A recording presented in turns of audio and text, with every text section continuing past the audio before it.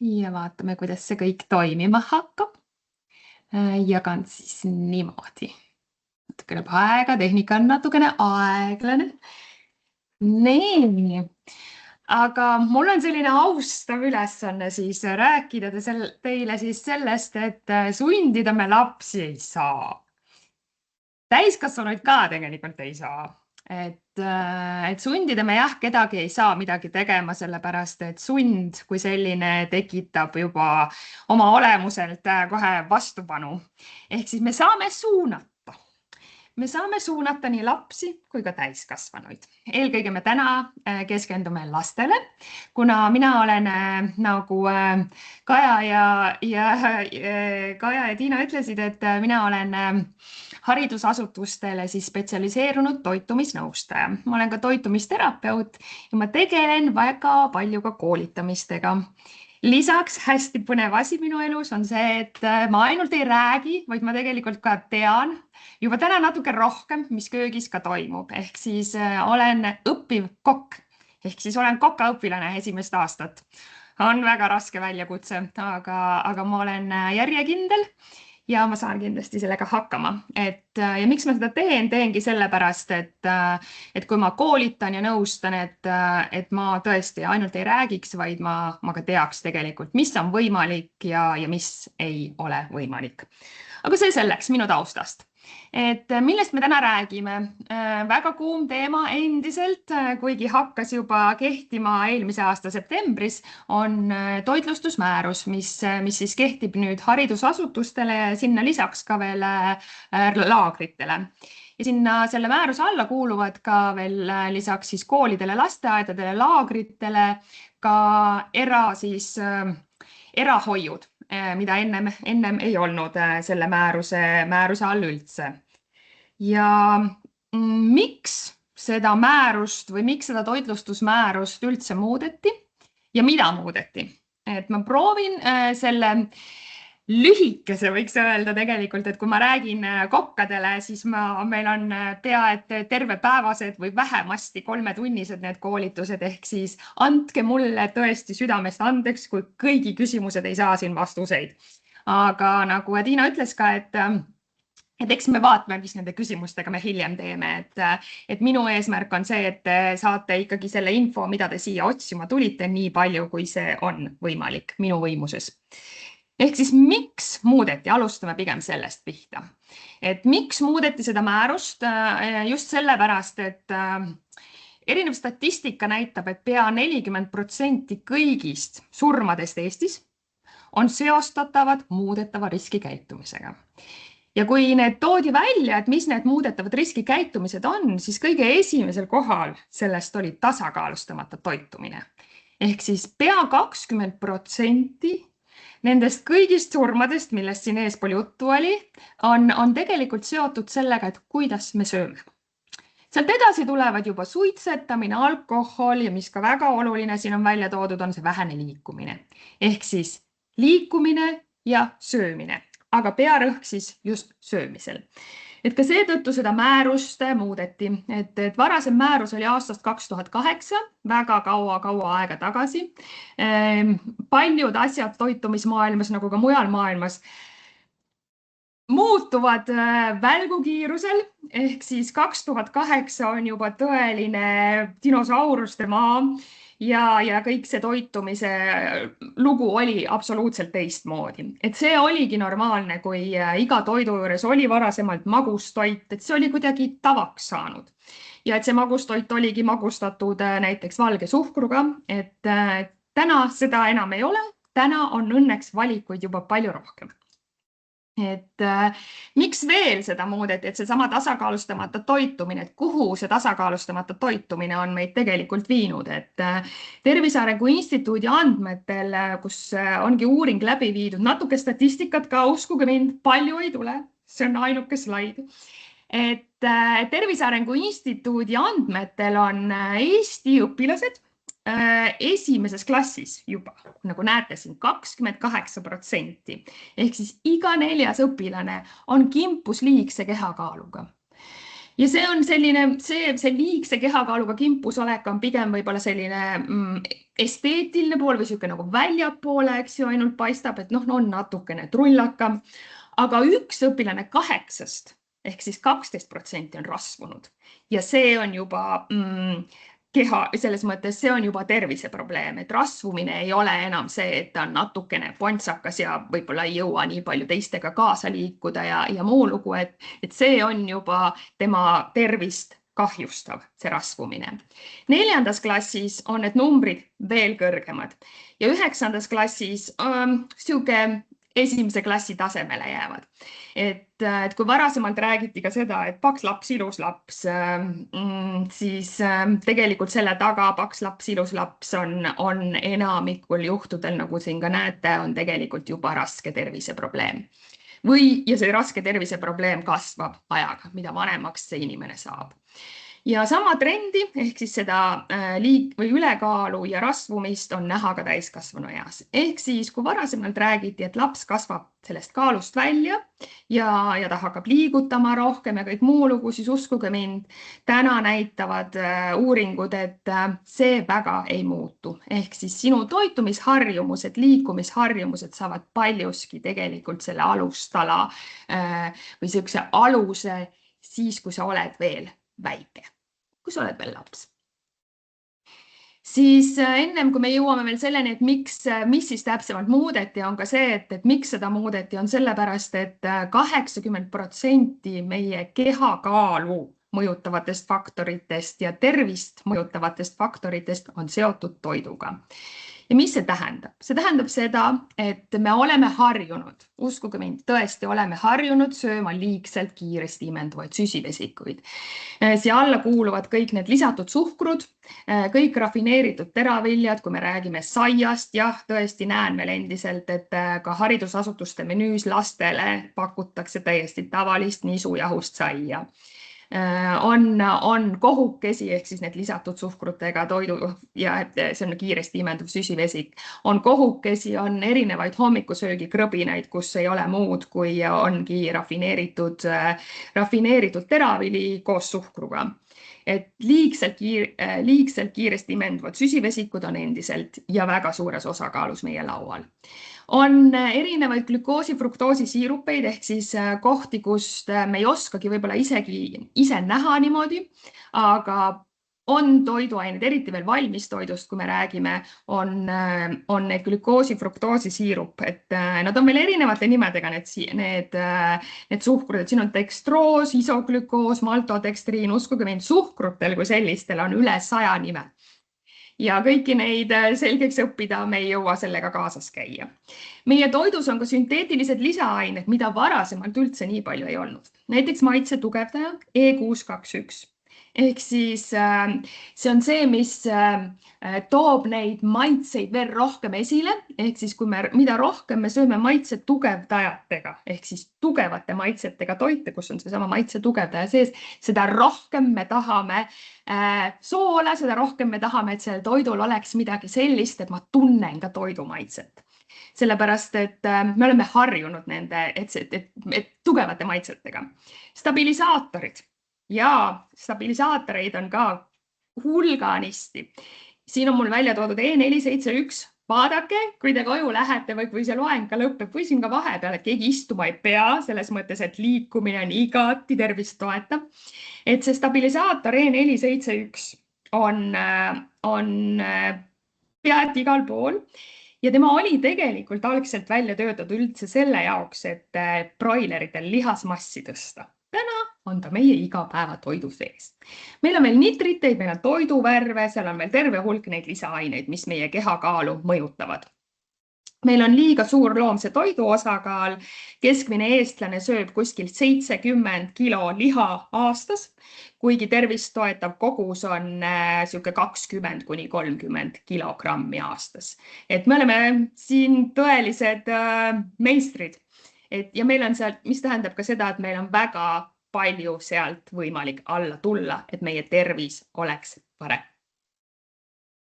Mikrobiota on tasakaalust väljas. See mikrobiota tasakaalutus tulebki paljuski kõigist neist eespool nimetatud asjadest, pluss see, et et kui me sööme ka väga ühekülgselt ja siin on väga palju faktoreid, mis seda mikrobioota tasakaalust välja viivad. Kui meie mikrobioota on tasakaalust väljas, kannatab selle all ka meie vaimne tervis.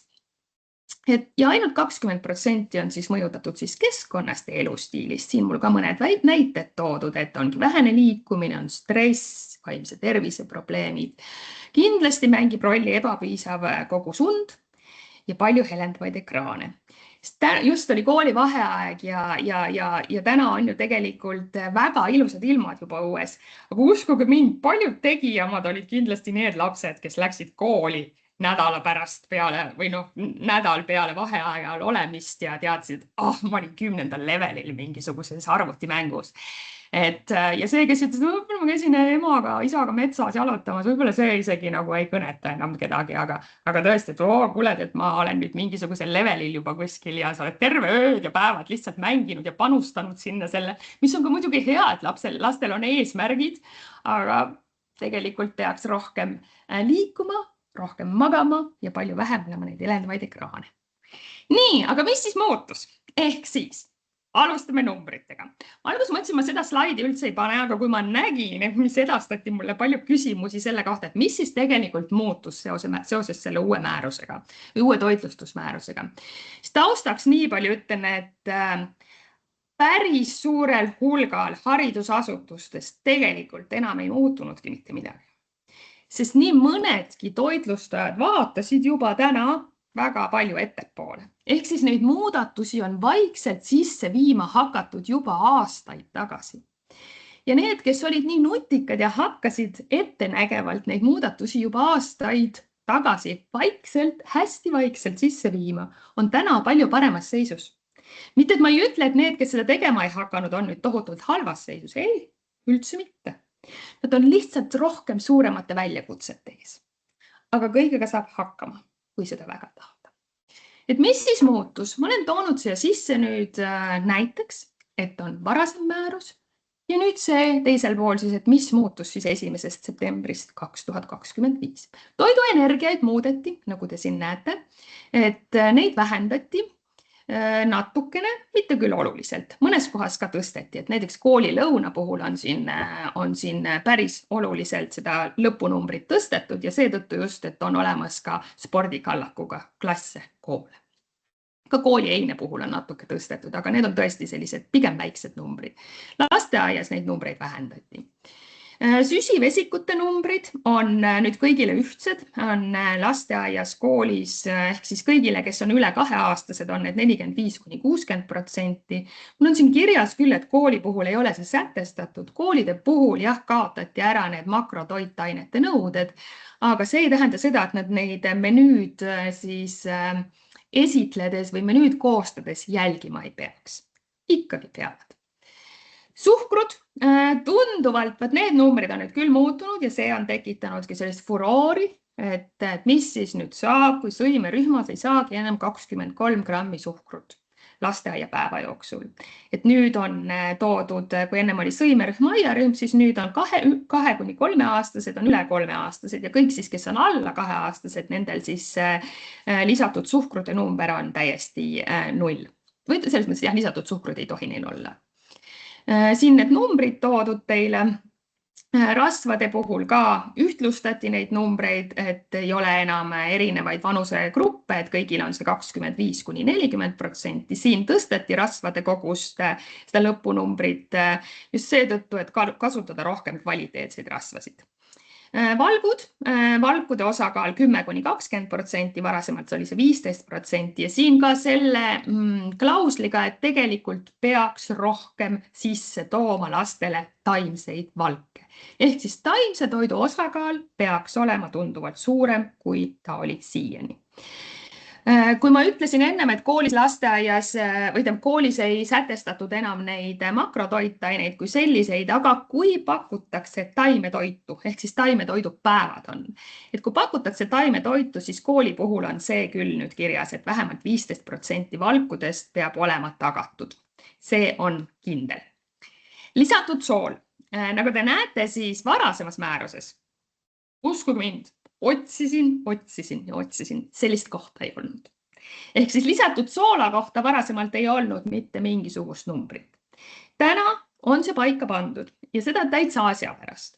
Sellepärast, et seda soola tuleb hoomamatult kõigist neist toitudest, mis lastele väga meeldivad ja meile üldse endale ka. Et seda tuleb ülitöödeldud toidust, seda tuleb valmis toidust või valmis pooltoodetest siis näiteks ja täitsa ka kastmetest, ma ei tea, leiva seest, kus iganes, et seda soola pannakse meil väga palju. Ütleme niimoodi, et tootjad on õnneks täna läinud ka seda teed, et soola ja suhkru koguseid on hakatud vähendama. Aga millega tootjad kokku puutuvad, on kahjuks see, et Eesti inimene ei ole harjunud nendega. Täpselt samamoodi nagu siin haridusasutustes, et kui sa teed midagi siukene nagu kiiresti, inimene ei ole harjunud seda vastu võtma, tema maitsemeeled ei ole harjunud. Samamoodi on nende toodetega ka läinud, et kui on selliseid vähesema soolaga, vähesema suhkruga tooteid turule toodud, siis nad ei ole väga kauaks püsima jäänud. Aga see on muutumas, ka see trend on muutumas, nii et eks me kõik vajame aega ja sellist järk-järgulist vaikset üleminemist. Sellest on mul natukene ka juttu hilisemalt, et kuidas neid asju lahendada selliselt, et me oleksime rohkem harjunud ja et me saaksimegi süüa vähem võib-olla töödeldud toitu, vähem soolatud toitu, vähem magusat toitu. Et jah, lisatud sool siis ka number siin all olemas. Nüüd need sätted, mis rakendusid 1. septembrist möödunud aastal. Et menüüde koostamise aluseks võeti toidugrupid. Ehk siis meil on nüüd toidugrupid olemas, mida varasemalt ei olnud. Et meil on toidugrupid näiteks, meil on punane liha, meil on toidugrupp siis lahjem ehk kanaliha või linnuliha. Linnulihale ei ole küll mitte mingisugust normi pandud, ei päevade lõikes, et mitu päeva peab pakkuma näiteks nädala, 2 nädala lõikes ja ei ole pandud ka piiri, et mitu grammi seda olla võib. Linnulihaga, lahjema lihaga on käed vabad. Aga punasele lihale on teatud numbrid, kogused pandud, et puuviljadele, marjadele on pandud kogused, on piimatoodetele pandud kogused, on rasvadele. Et see on nüüd see, mis tuleks võtta menüüde koostamisel aluseks. Ehk need siis on toidugruppide alusel siis menüüde koostamine. Veel eelmine aasta siis hakkas kehtima see, et vabade suhkrutega marja ja puuvilja hoidiseid, sealhulgas moosi, võib pakkuda maksimaalselt 20 grammi nädalas. Ja see 20 grammi nädalas, mida pakutakse, et seda nüüd ei arvestata selle lisatud suhkrute hulka. Ehk siis see 20 grammi pakkumine on nagu boonusena, ehk siis lisaks. Lisaks veel, et mahla ja veega lahjendatud mahla joogina pakutakse kord nädalas. Ka selle kohta ei ole kogust pandud, aga see võiks olla selline 200 milliliitrit maksimum. Et siukene klaas. 200-250, kui on natukene suurem klaas, aga see on ka selline suusõnaline kokkulepe või vaikimisi kokkulepe pigem. Ja seda siis korra nädalas. Et leiva ja saiatoodet pakutakse igapäevaselt, seda varasemalt ei olnud. Ei olnud mina väga nõus sellega, et leiva ja saiatoodet pakutakse igapäevaselt, sellepärast, et meil on teravilju juba niigi toidulaual palju, aga selline säte toodi sisse. Ehk siis leiva või saiatoodet iga päev. Siin te näete, on saiatoode ka. Tegelikult on lood niimoodi, et kõik need leiva saiatooted tulevad mu järgmisel slaidil ka, et need peavad vastama teatud tingimustele ja sinna tingimuste alla tänases seisus ei lähe mitte üks saiatoode. Ehk siis lähevad ikkagi pigem sellised täisväärtusliku koostisega siis leivatooted, ka sepikud, kui need võib saiatooteks nimetada, et siis on ka saiatoode tegelikult laual. Siis vedelatele piimatoodetele pandi siis pakkumise piirmäärad, ei olnud ennem seda. Punane liha, millest mainisin ennem, on teatud normide alusel paika pandud, et kui palju seda võib pakkuda. Kalale on kogus pandud, kui palju on miinimum. Kala puhul on miinimum kogus. Ja kala puhul toodi sisse see õnneks, et kuna kõik toidukaup läheb kallimaks ja varasemalt oligi määruses kirjas, et sa võid pakkuda ainult värskena kala, siis täna on õnneks lubatud pakkuda ka külmutatuna kalalastele, et see on aitab seda eelarvet tunduvalt paremini optimeerida. Ja taimetoidumenüü. Taimetoidumenüüs peab valkudes saadav energia olema siis igapäevaselt vähemalt 15%. Et see täiendus toodi ka sisse, et veel 2008 aastal ei räägitud taimetoidust kui sellisest määruse valguses üldse mitte midagi. Ja nüüd hüppan siit kiiresti selle peale, et mis nüüd septembris ehk siis käesoleva aasta septembris hakkab toimuma. Mis ma veel ütlen, et tegelikult ju toitlustajad ju teadsid neid muudatusi mingilgi määral, kuna see määruse eelnõu on siin erinevates ringkondades ringlenud juba päris pikka aega. Ja eks me olime ju valmis kõigeks selleks, mis seal täna tegelikult seisab. Ja need, kes valmis ei olnud, need nägid siis paberi peal seda 1. septembril 2025, tegelikult küll varem, kuna see määrus ju tuli avalikuks juba kinnitati palju varem, natukene varem, mitte palju varem. Et siis on selline üleminekuperiood praegu, siuke harjutamise periood, maitsemeelte harjutamise ja ka meelte harjutamise periood on praegu siis 1. septembrist 2025 kuni selle aasta 1. septembrini. Et valmistoodetele on pandud siis suhkrute, soola, kiudainete ja ka liha ja kalasisalduse piirmäärad. Mis see tähendab? See tähendab seda, et kui ma ütlen siin liha ja kalasisalduse piirmäärad, siis see on pigem tervist toetav suund, sellepärast, et nüüd peab toitlustaja tagama selle, et ta pakub lastele liha või kala ehk siis pool toodet, kus on liha või kala osakaal vähemalt 75%. 100 grammi kohta, või selles mõttes 100 grammist me räägime siis, et selles 100 grammis peab olema vähemalt 75 grammi siis kas liha või kala. Valmistoodete puhul ongi, seal on küpsetiste puhul on suhkrute number kirja pandud, leiva saiatoodete puhul on ära märgitud suhkur, sool ja kiudained, uskuge mind. Täna ma tegin just, võtsin ühendust enamike või suuremate Eesti leivasaia tootjatega ja mu nimekiri nendest leivasaia sepikutest on väga pikk, mis tegelikult mahuvad selle hulka. Ja tootjad olid väga abivalmid ka tulema vastu haridusasutustele ja nad täna tegelikult töötavad juba selle nimel, et oma tooteid kohendada nende lisa 5 nõuetele vastavaks. Siis köögiviljade, sealhulgas kaunviljade ja puuviljade marjade keskmised minimaalsed kogused hakkavad ka kehtima alles sellel aastal ja siin ma räägin ka, et need on minimaalsed kogused. Rohkem võib alati. Ka kalale ja mereandidele pandi paika minimaalne kogus, rohkem võib alati. Aga lisatud suhkrumee, siirupi ja kõik ehk siis kõik see lisatud suhkur või need vabad suhkrud, et nendele pandi paika maksimaalsed kogused ja nendest üle ei tohiks minna. Alla 2-aastastele lastele ei pakuta enam toite, mis sisaldavad vabu suhkruid ja siis toitlustaja poolt toitude valmistamisel lisatava soola kogus on ka siis paika pandud. Ehk siis tegelikult on toitlustajal selle soola ja suhkruga ja moosiga, mis on tekitanud tohutult sellist pahameelt nii sööjates kui ka kõigil, kes tahavad toidu osas arvamust avaldada, et tegelikult on siin aasta aega tegeleda sellega, et hakata neid koguseid vaikselt vähendama, et sööja maitsemeeled harjuksid.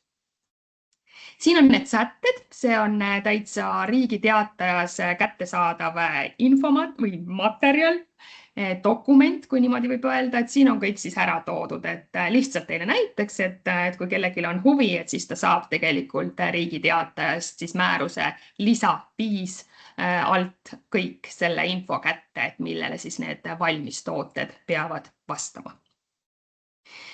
Ja nüüd siit küsimus siis, et kui see kaua oodatud määrus kehtima hakkas, et kas lapsed siis hakkasid tegelikult sööma tervist toetavamalt? No kõige lihtsam vastus on, et ei hakanud tegelikult. Sellepärast, et lapsed valivad ikkagi sellise toidu, mis on neile tuttav, mis on neile turvaline, millega nad on harjunud, ehk mis on neile omane.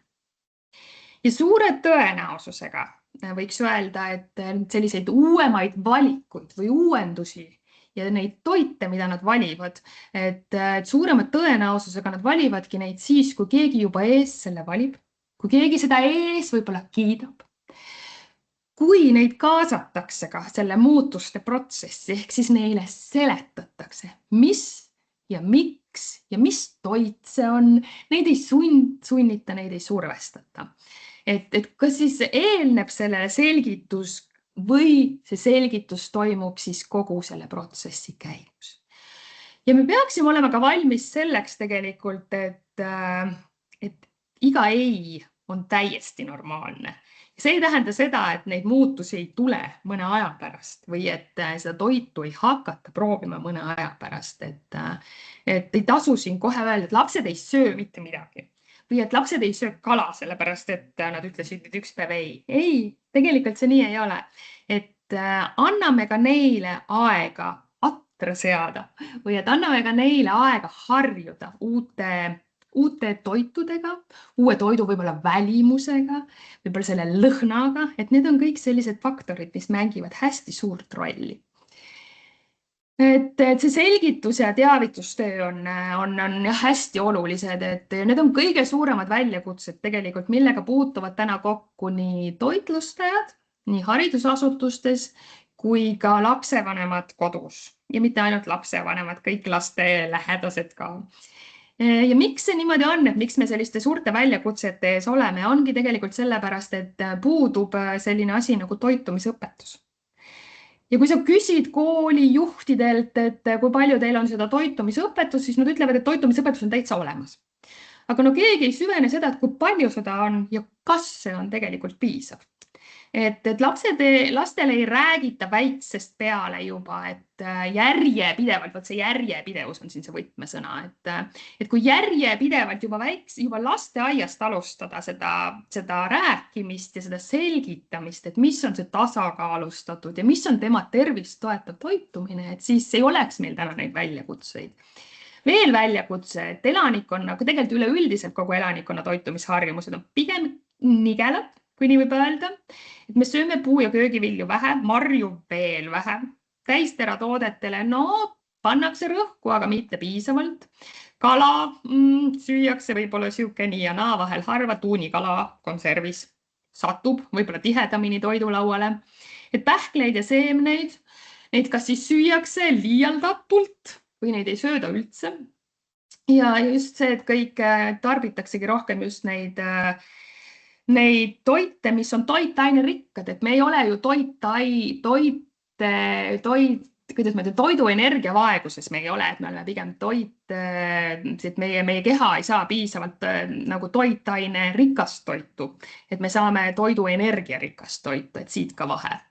Ja viimane on, mis ma veel ise oma peas mõtlesin, et mis on selline nagu väga oluline, millega ma hästi palju kokku puutun, ongi see, et see toidukeskkond ja turundus tegelikult soosivadki neid mitte tervist toetavate valikute tegemist rohkem, et kõik need energiarikkad toidud, kõik need töödeldud toidud, suhkru- ja soolarikkad toidud, et need on lihtsalt juba palju rohkem silma haaravad ja rohkem tänavapildis, võib-olla teleekraanil, meedias kajastuvad, kui porgandit väga keegi kui just Tai ei tee mingit tervist toetava toitumise kampaaniat, aga see on ka siuke kampaania raames pigem, et siis ega väga teised ei tee ka, nii et see väljakutsete või see valikute tegemine on tõeline väljakutse. Ja mis veel suur väljakutse on see, et kui öeldakse ju kogu aeg, et kaasa siis neid sööjaid ja uuri, et mis see sööja siis tahab, et mis see tema toidulaual võiks olla. Ja uskuge mind, et kohati võivad need vastused enamikul jaolt, ma võin öelda, võivad olla täitsa ootamatud.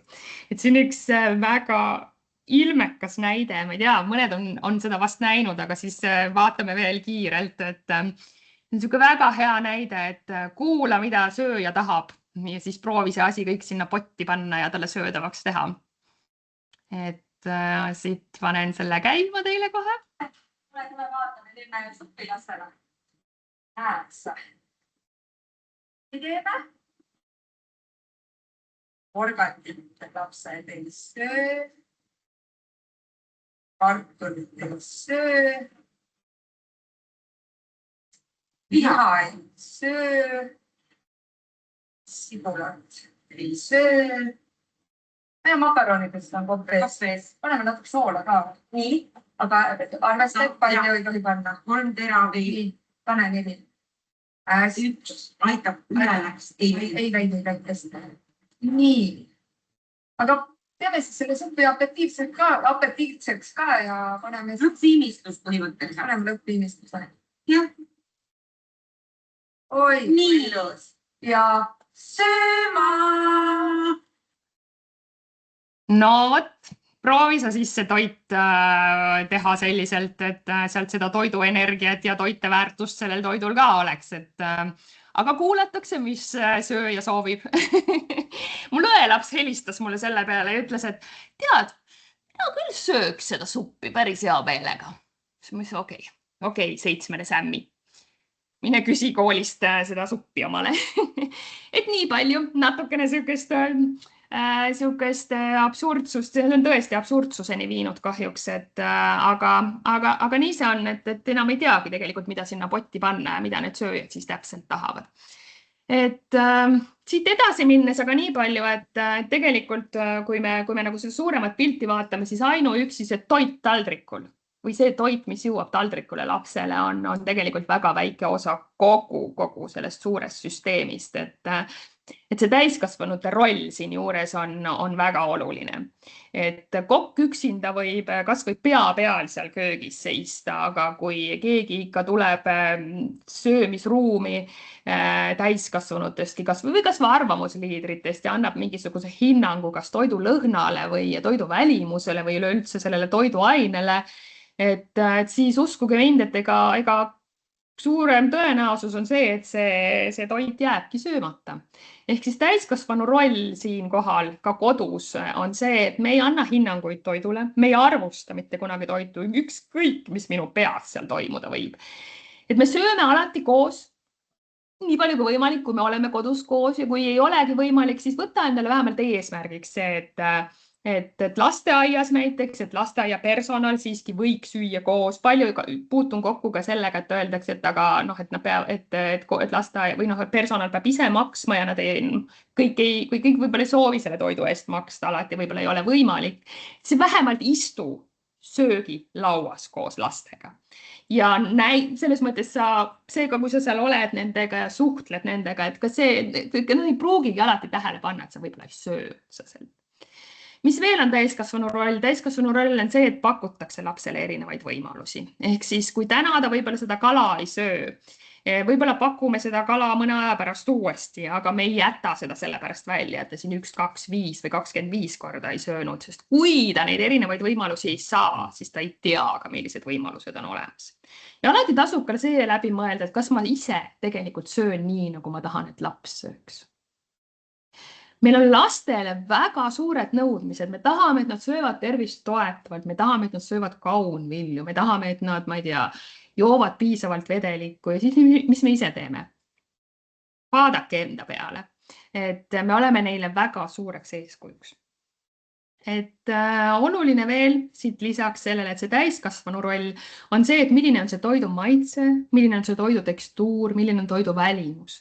Et lapsed, täiskasvanud väga vaatavad, et milline on toit, ehk me sööme palju silmadega. Laste puhul mängib suurt rolli ka see, et millise tekstuuriga see toit on, sest seal on teatud vanuselised erisused, et mis vanuses ma millist tekstuuri võib-olla täiesti ei ole see minu jaoks ja teised väga hästi, teises vanuses näiteks väga hästi ta sööb seda. Et toidukeskkond ja emotsioonid mängivad rolli. Just ongi see, et kui lähevad lapsed lasteaiast kooli ja et esimeses klassis on väga suuri probleeme sellega, et lapsed ei söö näiteks, et ka väga head sööjad keelduvad söömas, sellepärast et see toidukeskkond on nii palju teistsugune, et kõik need emotsioonid, mis seal selle ümber kõik keerlevad ja sul on ainult väga lühike aeg, millal sa pead tegema neid valikuid ja sa ei suuda sellele kõigele väikse inimesena keskenduda, et see kõik mängib suurt rolli.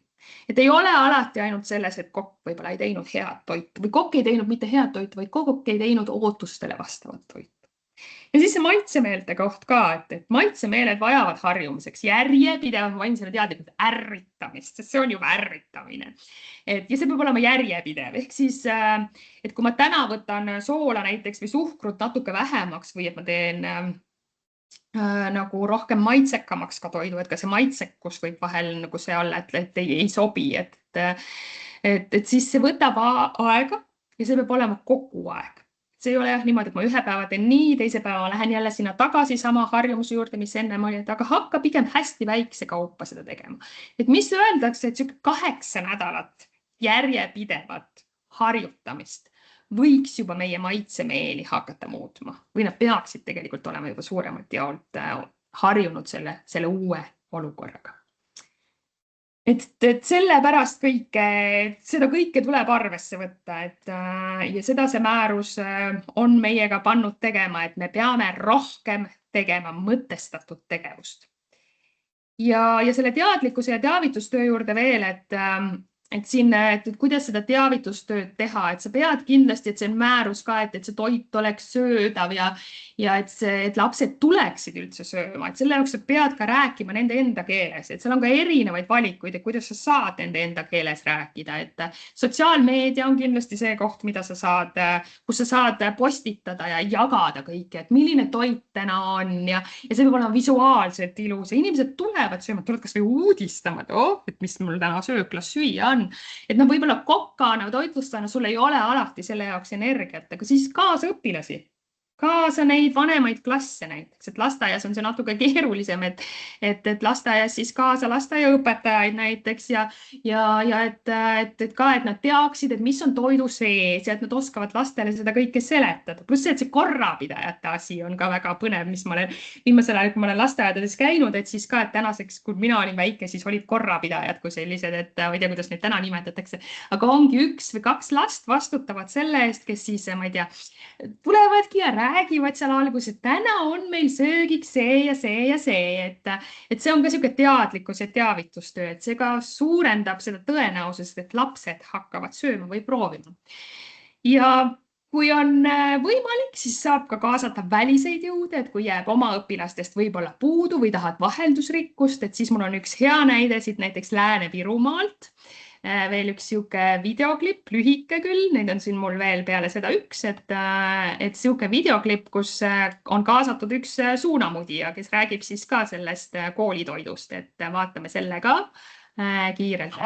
Koolitoit saab Eestist nii palju heiti. Veits nagu pesumasinas tehtud. Ja ma pidi proovima, kas Eesti koolitoit on tõesti nii halb, kui öeldakse. Vaatame, mis nad serveerivad. Söökla sisse astudes oli valik suur. Mitmeid sorte salateid, 2 erinevat kartulivalikut, mina võtan kindlasti kartulipudru ja ahjuliha. Isegi taimetoidu valik oli olemas. Aga enne, kui ma istusin maha, et toitu proovida, tahtsin ma teada, mis õpilased oma koolitoidust arvavad. Tervist ära. Mida sina arvad oma koolitoidust? Mul ausalt oli selle midagi halba öelda. Enamasti on okei, aga tahaks rohkem võtta seda. Me ei taha väga ära, meil anda seda liha palju. Päris hea, enamus ajast vahepeal maitsetu. Nii et sina sööd iga päev koolis? Iga päev võib-olla vahepeal isegi 2 korda, aga ärge. Ma olin õpilaste vastustest väga üllatunud. Siis tuli välja, et neile enam jaolt meeldis koolitoit. Nüüd ma olin väga elevil, et ise ka proovida. Minu arust näeb täiega ahvatlev välja. Hea on. Maitseb nagu tavaline jõulupraad. Kartulipudur on hea, võine, mõnus, ahjuliha, hästi pehme. See redisesalat võib-olla pole päris minu asi. Valik on suur, midagi igale esimesele. Miks? Ehk siis tegelikult see, et kui sa kaasadki ja teed selle nagu nende laste keeles siis neile huvitavaks või kõnetavaks, et siis on ka suurem tõenäosus, et nad tulevad, söövad ja proovivad. Mul on veel üks video, aga võib-olla ma sellele isegi ei keskendu, et sama ka Jüri kool näiteks väga palju kajastab seda ja ma tean, et Elvas ka tehakse, et iga päev ikkagi räägitakse, et mis on menüüs, väga ahvatlevad pildid on kõik.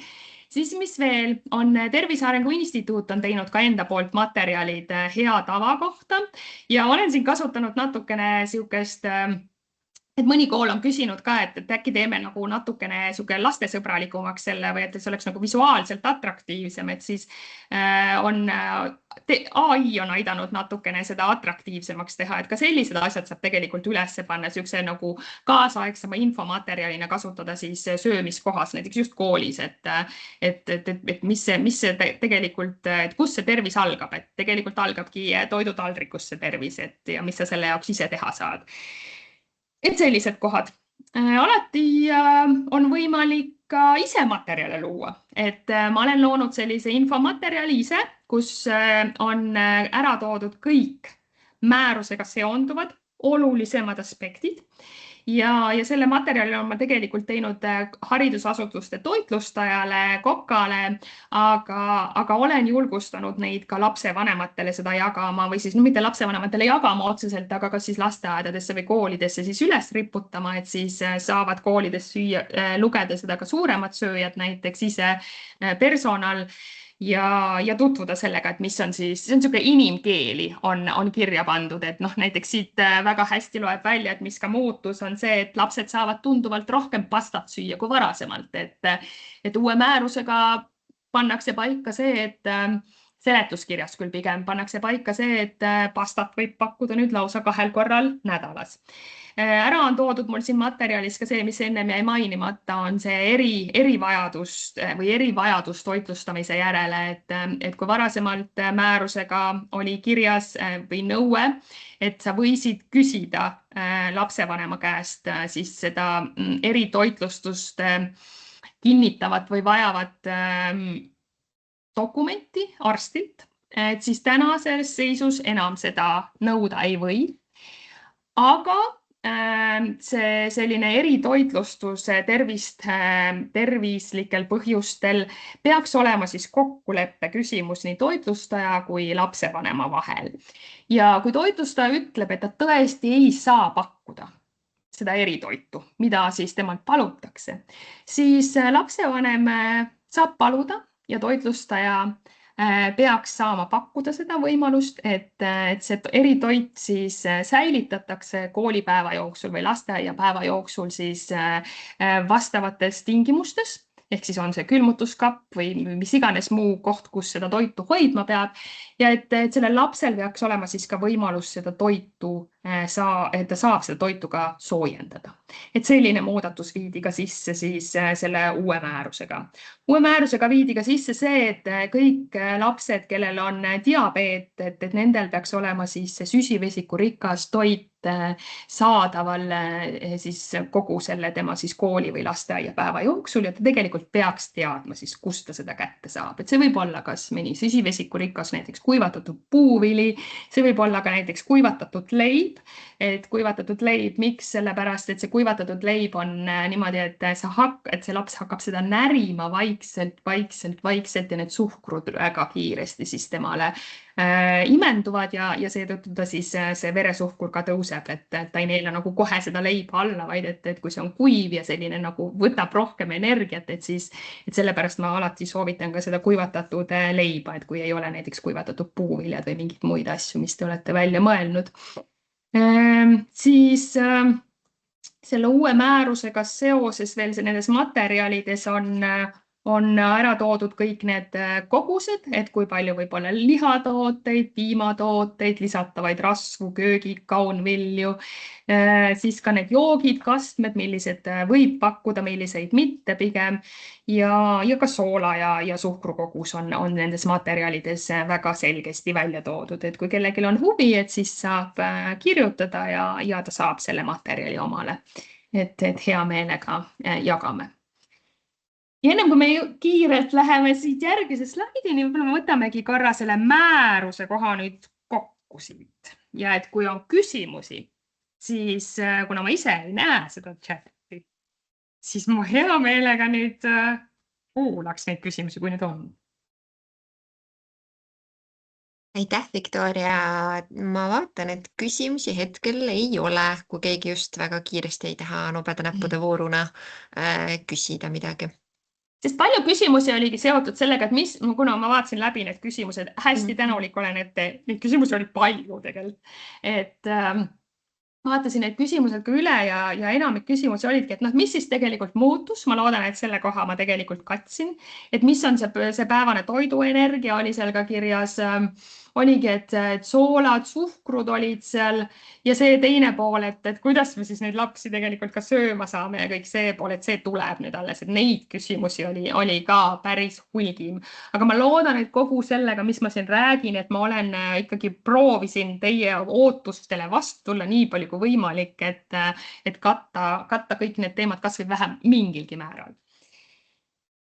Et nüüd määrus kui selline ja see toitlustuse siis selline dokumentatsiooni pool on meil nüüd kaetud 45 minutiga.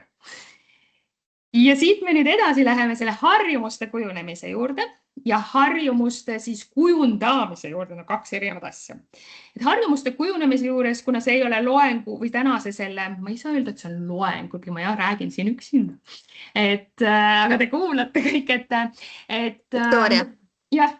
Ma korra segan vahele enne, kui sa lähed edasi, et üks küsimus nüüd just jõudis, et rasvade kohta polnud vist määruses midagi, see tähendab rapsi ja päevalilleõli tegelikult isegi parem ei eelistaks.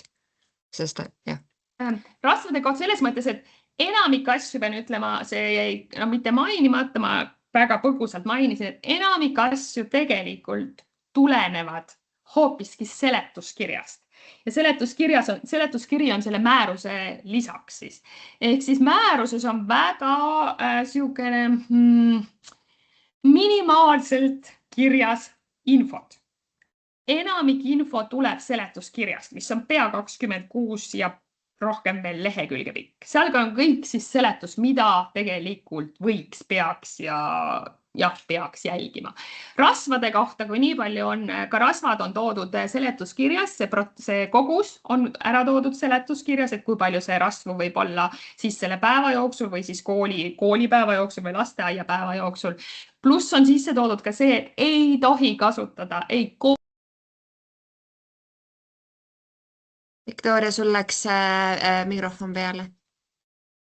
Ma täiesti lihtsalt istusin niisama ja mitte midagi ei teinud ja ma nägin sealt ülevalt, et selleks aitäh, sa ütlesid. et see rasvade kohta ja rasvad tulevad, et seal ei ole välja toodud niimoodi, et kas see võib olla, pigem on toodud niimoodi, et need peaksid olema külmpressitud taimeõlid ja see on kõik. Ja ära kasuta kookosõli, ära kasuta palmiõli. Rohkem rasvade kohta mitte midagi ei ole. Ja siis see number ka, et kui palju mitu grammi siis lasteaia või kooli päeva jooksul võiks neid rasvu olla. See kõik on seletuskirjas. Ma loodan, et ma vastasin küsimusele. Siis, ja kui ma jälle kuskil ära kaon, siis sa palun ütle mulle. Et see harjumuste kujunemine, et kust tuleb see meie suur magusalembus, alustame sellest. See suur magusalembus ei tule üldse sellest, kui meil on komme, kooke ja muid asju laual ja kõike on vabalt saada. Uskuge mind. See magusa maitse eelistus saadakse tegelikult kaasa emaüsast, sest lootevesi on magus. Ja sealt edasi, kui on lapsed, kes ei saa emapiima, kuigi emapiim on ka magus, eks ju, ja pluss see veel, et kui nad on nendel piima asendus nende preparaatide peal, siis nendes kõigis, nii palju kui ma vaatasin, seal võib olla erandeid, ma kõiki tõesti ei jõudnud vaadata, aga ka nendes on glükoosi, fruktoosi siirup sees, et jäljendada kõike seda emapiima, ehk siis magus. Ja siis ongi, me tahamegi magusat. See on meile omane, turvaline ja öeldakse ka seda, et see magusa söömine loob seda turvalist tunnet meile. Ta rahustab meid. Iseasi, kas see magusa kogus peab olema nii suur? See on jälle teine küsimus, et küsimus ei olegi täna üldse see, et sa ei tohi suhkrut kasutada või et sa ei tohi magusat süüa. Võib küll. Aga need kogused on lihtsalt läinud väga suureks ja kasvavad ajas aina rohkem. Mis veel? Et kui ma ennem ütlesin ka, et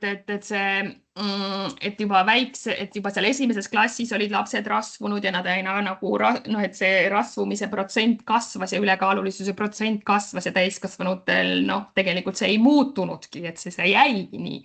Et aga kus see kõik alguse saab? tegelikult see saab alguse juba nii varakult kui teisest eluaastast, ehk siis need harjumused hakkavad kujunema juba siin teisel eluaastal. Ehk siis lapsed toituvad teisest eluaastast alates juba nii, nagu eelistab seda teha nende perekond. Nendele teisest eluaastast lastele ei pea enam pakkuma teistsugust toitu, kui sööb ülejäänud perekond. Mis see tähendab? See tähendab seda, et loomulikult sa pead mängima ikkagi nende tekstuuride, temperatuuride ja kõige muuga. Seda sa pead mängima. Aga toit kui selline, kui see toit on tervist toetav muidugi. Ja mis see tähendab tervist toetav toit on ka erinevate inimeste jaoks erinev, aga kui ta on selline mitmekesine täisväärtuslik toit, siis teisest eluaastast kõik lapsed võiksid süüa sama, mida söövad tema suuremad õed, vennad ja ka vanemad. Esimesel 3 eluaastal saadud toit mõjutab meie siis edasisi toitumisharjumusi kõige rohkem, ehk siis alus pannaksegi seal kuni 3. eluaastani. Siis mõelge, mida te oma lastele pakute ja milliseid võimalusi või millist toidulauda te neile kujundate. Mis veel? Et erinevate toitude ja maitsete, siin on just see tekstuuride koht, et me ei sööks ainult sellist pehmet toitu, sellist beebitoitu, et meil peab olema erinevaid tekstuure, meil peab olema ka närimismaterjali, meil peab olema ka päris vedelat toitu, meil peab olema tampi, meil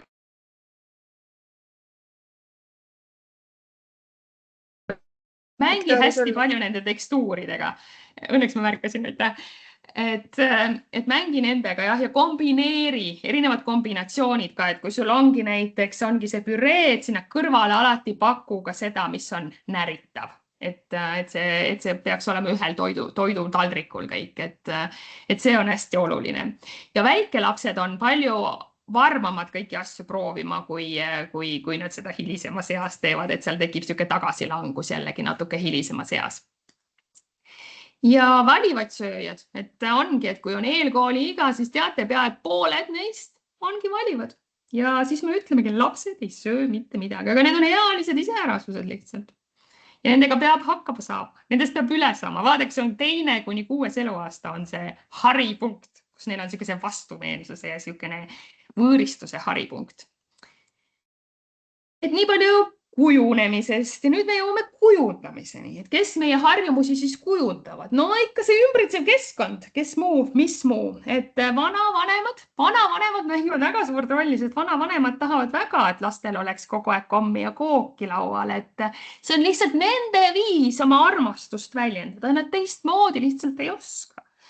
Sõbrad, eakaaslased, kõik vennad ja kõik see söömise keskkond, kuidas me toitu suhtume. Mul on siin palju erinevaid asju, mida ma ka juba ennem tegelikult mainisin, nii et ma ei hakka sellest üle enam minema siit, et siis lihtsalt silmadega saate jooksvalt siin minu jutu käigus vaadata.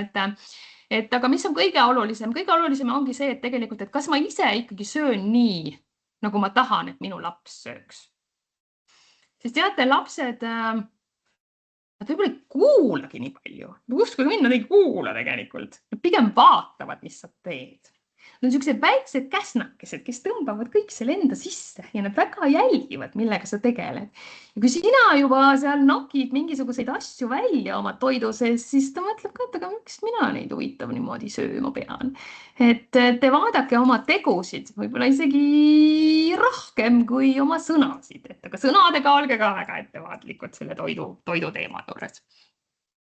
Ma olen toonud ära sellised, kui oli ka seal palju küsimusi, kuidas ma neid siis nagu meelitan sööma ja uskuge mind, et siin ei ole sellist, keegi kirjutas ka, et mis imenipp on, ei ole imenippe olemas, et kõik oleme nii palju erinevad, et mis toimib ühele ja võib-olla ei pruugi toimida teisele ja nii edasi.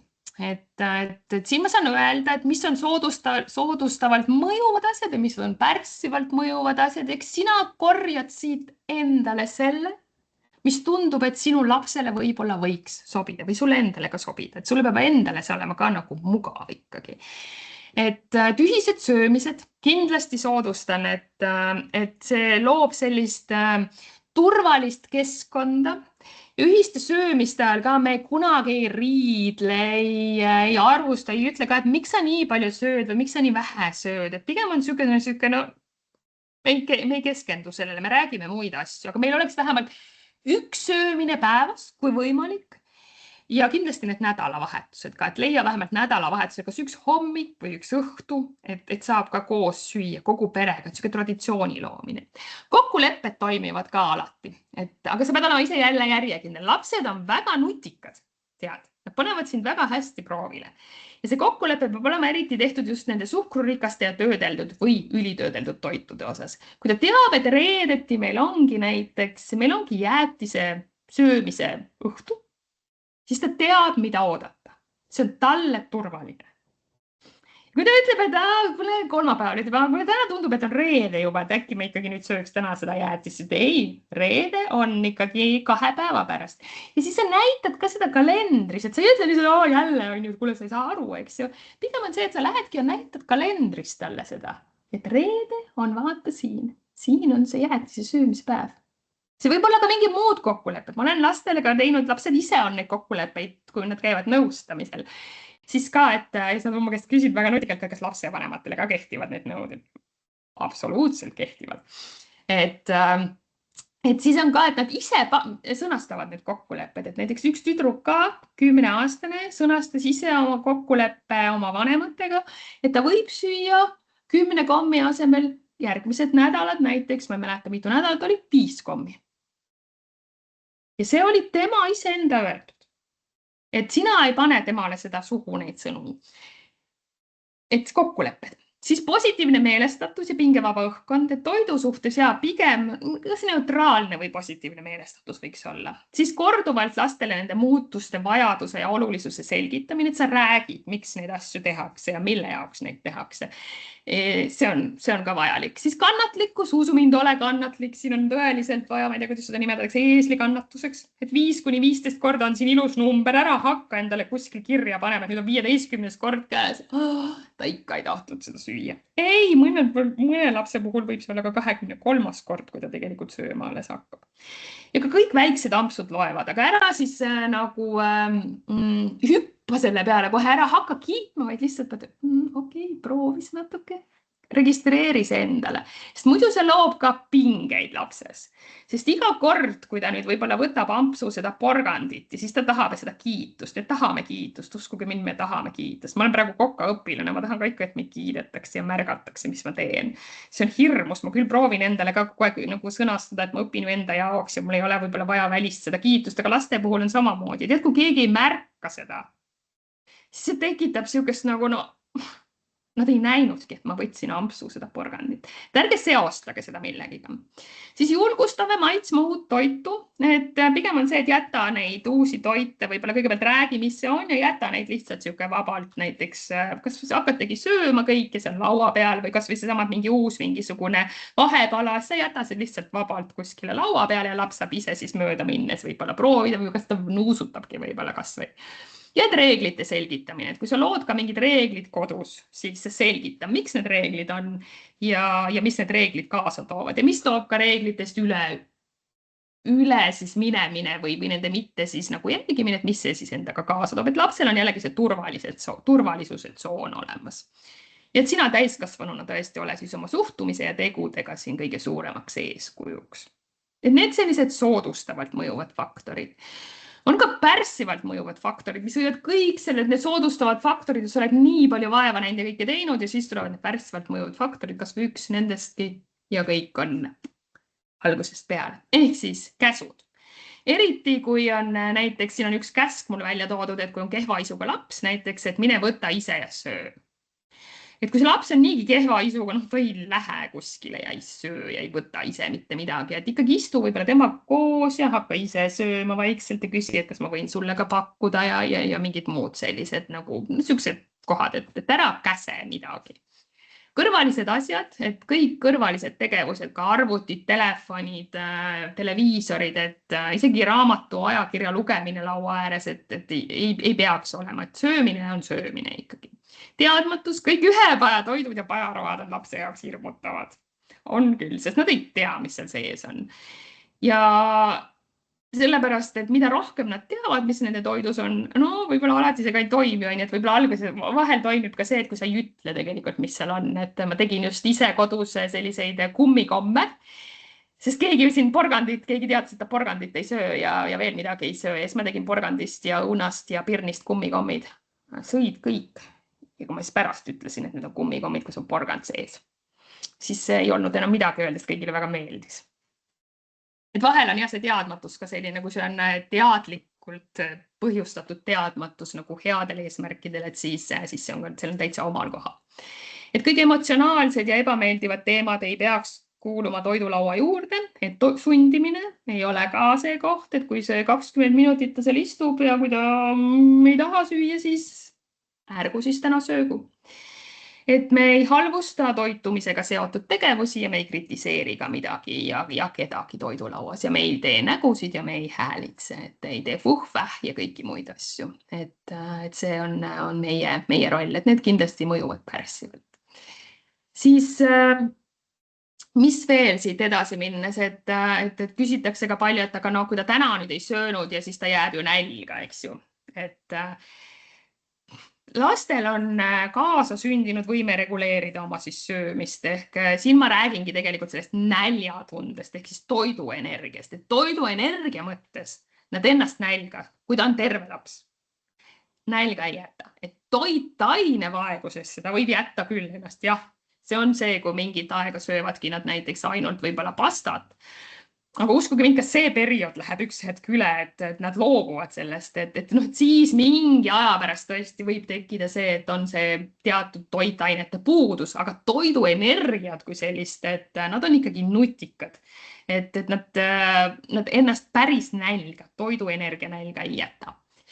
Ja see mehhanism tegelikult see selline võime reguleerida oma söömist ise häirubki just siis, kui täiskasvanu võtab selle kontrolli enda peale. Et kui hakkamegi täiskasvanuna kontrollima, kui palju süüa ja kas üldse süüa ja kõike muud sinna. Ja mida näitavad uuringud ja mida näitavad ka kogemused ja kuuldu, mis ma tõesti ka kuulen nendelt inimestelt, kes tulevad, pöörduvad näiteks ka toitumisterapeudi, toitumisnõustaja juurde, ongi see, et kui sa survestad sööma kedagi, et siis süüakse vähem just köögivilju. See on naljakas. Et köögiviljade vastu tekib kohe selline nagu trots. Kui sunnitakse, siis tekib see selline negatiivne seos toiduga. Minul endal, ma olen seda korduvalt ka välja toonud, et mind sunniti lasteaias sööma rohelisi tomateid, neid marineeritud purgis need olid. Pidin neid taskusse peitma ja mul oli tohutult negatiivne seos selle kõigega. Ja see muutus alles paar aastat tagasi. Et me ei sunni mitte kedagi midagi tegema. Ja vanematepoolne kontroll, ehk siis mida rohkem on vanematepoolse kontrolli, seda rohkem on märgatud seda, et on seda valivat söömiskäitumist. Tüüpiline näide ka mul siin üks toodud, et näiteks öeldaksegi seesama, et seal oli ka küsimus selle kohta, et kuidas lapsi meelitada sööma. Et see on ka üks siuke meelituse võte, et öeldakse ka, et võta vähemalt 3 ampsu või võta vähemalt killuke või võta kas või natukene. Tulemus on tegelikult see, et söömine muutubki selliseks nagu kohustuseks. See ongi kohustus. Ja tekib veel suurem vastupanu ja trots lapsel. Ja milline see lahendus võiks olla? Et lahendus võikski olla see, et on siuke pigem siuke avatud suhtlus, et istutegi toidulaua äärde ja ütledki, et see selline on meie tänane õhtusöök. Võib-olla räägid ka, et mis seal tänasel õhtusöögil on siin herned või on siin kartulipüree ja siin ongi isegi need lihapallid. Et siis tood ka välja need temale tuttavad, võib-olla need toiduained, mis on temale tuttavad ja turvalised, sest neid peab olema ka igas toidukorras. Ja laske siis vabalt lapsel ise valida, et kas ja kui palju ta sööb. Et meie kui täiskasvanute töö ei ole lapsi sööma panna, aga meie kui täiskasvanute töö on see, et me loome need tingimused, kus laps saab ise õppida seda söömist, kuidas sa saad ise õppida nende valikute tegemist. See on meie roll. Et olemegi oma tegudega ise kõige suuremaks eeskujuks. Enne mainisin korra, lapsed ei kopeeri seda, ainult seda kuuldut. Ja nad tegelikult jälgivad väga hoolsalt ja hoogsalt ka, et kuidas me käitume. Et vahel on ka niimoodi, et meie sõnad räägivad meie käitumise täpselt risti vastu. et lapsed tõesti pööravad rohkem tähelepanu just sellele, et mida sa teed, kui seda, et mida sa ütled, et seetõttu on hästi hea, kui sa proovid, vähemasti proovid, iga päev see ei õnnestu. Sa proovid süüa rahulikult, et sa sööd laua taga. Sa sööd ilma igasuguste segajateta, et sa oled avatud, et sa oled ise uudishimulik, see on ka hea, et sa ise uudishimulikult ka avastad uusi asju. Et ja näitad seda lapsele ka, et vaata, siuke põnev asi, mis ma täna poest leidsin, nui kapsas.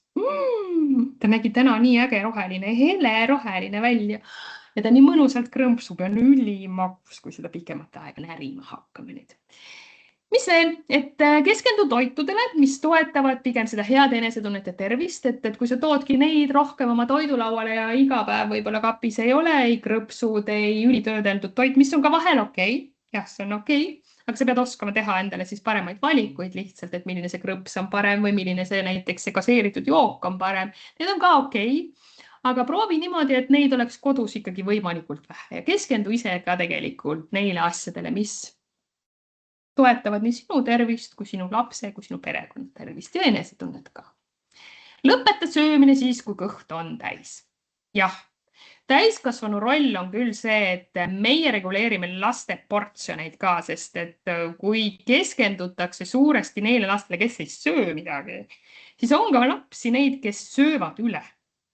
Ja see on ka üks põhjus, miks meil on rasvumist ja meil on ülekaalulisust, et kiputakse üle sööma, et mõni väike laps sööb vahel isegi suurema portsjoni kui võib-olla täiskasvanud mees. Kas sinu roll on siin kohal see, et sa ütled, et võib täna piisab, sest toitu puudu ei jää. Et me sööme siis, kui jälle kõht tühi on, me sööme edasi. Et sama on ka kooli lasteaia toiduga, et pigem julgustada lapsi tõstma ette väiksem portsjon, siis on ka seda toidu kadu vähem ja ütlema neile ja andma neile teada selline turvaline keskkond, et jah, sa saad süüa, võtta alati juurde. Toit otsa ei saa. Enamasti ei saagi. Jagame rollid. See on ka siuke hea mäng. Võib-olla see on alguses mäng, tegelikult ta ei ole mäng. See loob ka need piirid. Me teame kõik, millises rollis me oleme. Ja nende rollide eesmärgiks on see, et me loome selguse, et meil on rohkem selgust, meil on vähem arusaamatus. Ja me saame lastele anda rohkem iseseisvustunnet. See paneb ka nad rohkem tegutsema ja see paneb nad rohkem avatumalt ka seda söömismaailma vaatama. Et milline võiks olla vanema roll? Need on ainult ühed näited siin, et sa ei pea sellest üks ühele kinni võtma. Et see vanema roll peaks olema tegelikult see, et otsustada, et mida koju ostetakse. Mida sa koju tood omale? Külmkappi, kappi, laua peale. Vanema roll on ka see, et ta valmistab toidu, olenevalt muidugi, et mõned ka suuremad lapsed teevad seda juba ise, aga no peamiselt alguses võiks olla ikkagi see, et vanem teeb seda. Et me pakume toitu kindlatel kellaaegadel, sest laps peab saama süüa iga teatud ajaga, ka täiskasvanu. Ja sina pead looma sellise turvalise rutiini, et ta teab täpselt, millal on need söögiajad. Sina lood meeldiva söömise keskkonna samuti. Ja mis on lapse roll? Seda selgita ka talle, et lapse roll on see, et ta otsustab, kas ta sööb. Tema roll on see, et ta otsustab selle üle, et mida sellest pakutud valikust tema sööb. Ja siis ta otsustab veel, et kui palju ta seda sööb. Et mis sa veel saad teha, enne ma tõin ka välja need soodustavad faktorid, aga need on üleüldised sellised tegevused, et tänapäeva lastele tõesti, ka see on kooli ja lasteaia toitlustaja vaatenurgast, et lastele ei meeldi enam süüa, kui asjad on kokku segatud. Sama ütleb ka see toitlustusmäärus, et sa ei pea pakkuma salateid, mis on kokku segatud. Sa võid neid salateid või köögivilju või puuvilju või marju pakkuda ka eraldi ja need võivad olla kas kangide, ringide, lohkude, mille iganes, ma ei tea, kas või luikedena. Et mis iganes sa loovalt lähened sellele, et seda toitu ei pea, ehk siis neid lasteaia kooli mõttes siis ei pea ma pakkuma salateid enam koos, ei pea ta olema ei majoneesiga, ei hapukoorega, et öeldakse ka need, et tõesti, mis ma täna näen, on see, et lapsed neid ei taha. Et nad pigem närivadki lihtsalt seda porgandit või närivadki siis seda riivitud porgandit või kurki või et ära sega parem kokku neid. ja ka muud toidud, et kui sul on võimalik, siis ikkagi lase lapsel endal oma toidutaldrik kokku panna. Hästi tänuväärne on siin see kauss, et sa pakudki näiteks erinevad need komponendid, et on seal redised, on näiteks kana, on kodujuust, on mingisugune teravili ja ta ise paneb sealt kokku, mis talle täna just meeldib. Ja see lastepärane serveerimine, et see ka alati on omal kohal, et mis see siis iganes on, et kui on väiksed lasteaialapsed täitsa, et võib-olla teedki seal mingi kõrvu, nägusid, silmi, et suuremate puhul see võib-olla enam nii olulist rolli ei mängi, aga siis on selline teistsugune lastepärane serveerimine, et ongi seesama näiteks eraldi toidud kõik, et ka see on juba lastepärane serveerimine. Ja erinevate toitude pakkumine, et selline lugu. Mis on veel lastele omane toit? Et teistest eraldi, eks ju, et kastmed ka, et ka sealt jääb palju seda toidu kadu või seda toitu läheb kaotsi, kui pannakse see toit valmis, on kartul ja siis sinna peale pannakse veel otse kaste ka, et lapsed tänasel päeval ei ole harjunud enam niimoodi sööma. Nad tahavad, et nende toidud on eraldi serveeritud. Nad eelistavad toortoitu, kuigi seda ei saa alati neile nagu ei pahaks panna ja ei saa ka ainult seda pakkuda, sellepärast et nad vajavad ka kuumtöödeldud toitu, kuna see on lihtsamini seeditav, nende seedesüsteemi vähem koormav ja me vajame erinevaid tekstuure.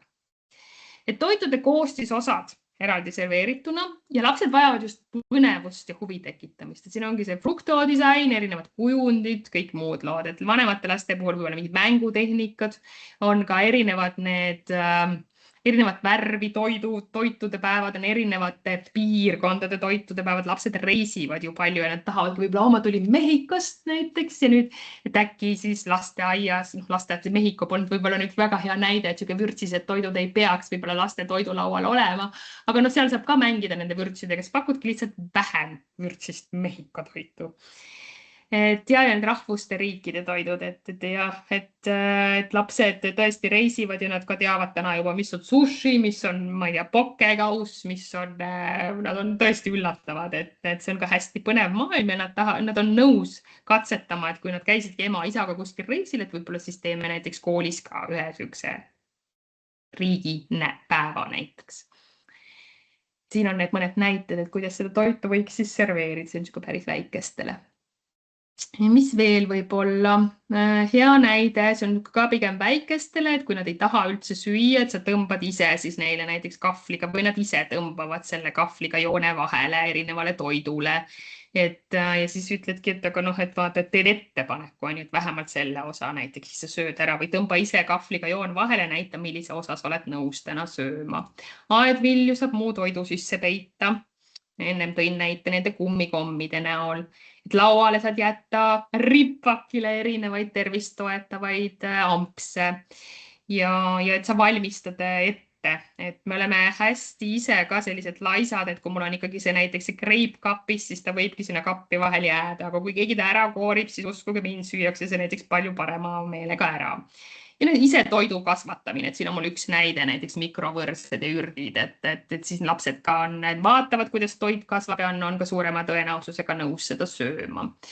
Ja läbi mängu, et erinevad mängud, et sa saadki teha seda 5 vilja vikerkaart näiteks või kõigi meeltega toidu tajumist, et see on selline lasteaias võib-olla hea teha ja ka koolis võib-olla näiteks seal kodunduse tundides, et sa vaatad toitu, et sa nuusutad toitu, et sa kombid seda, maitsed, kuulad ja et sa katsetad toiduga. Et kunagi ei tasu seda toiduga katsetamist karta ja ei tasu öelda, et toiduga ei mängi. Teatud piirini toiduga mängimine on väga normaalne nähtus. Ja me ei sildista toitu, sellest me ka juba rääkisime. Et meil on pigem neutraalne suhtumine toitu ja me ei anna hinnanguid, ehk siis toidu neutraalsus on see, mis on asja võti. Ja kuidas veel pingeid maha võtta selle toidu ümber on see, et me arvame, et me tahame elada täiuslikus maailmas ja me tahaksime tegelikult, et täiuslikus maailmas laps sööks alati õigesti või et ta sööks teisiti, kui ta täna sööb. Ja et pere võiks alati koos süüa ja et kõik toidud võiksid meeldida meile kõigile, aga reaalsuses on tegelikult niimoodi, et kõik need isud muutuvad ja mõni päev süüakse vähem ja teine päev süüakse veel vähem.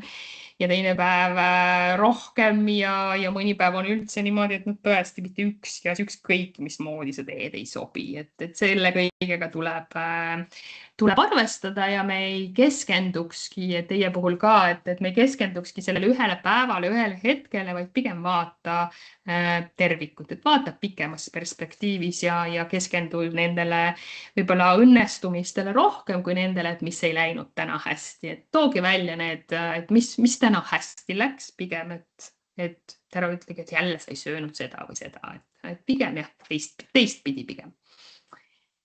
Toitu keegi ennem küsis ka siit või need küsimused, mis ette tulid, oli, et kuidas ma siis motiveeriva faktorina või kuidas ma meelitan lapsi sööma, ei meelitagi, et toitu kui sellist motiveeriva või sundiva faktorina ei peaks kasutama, tähtpäevasid ei peaks tegelikult tähistama ainult toiduga, et tänasel päeval on nii palju muid võimalusi ka olemas, aga toit on üks hea viis, aga leiame ka mingisuguseid muid faktoreid.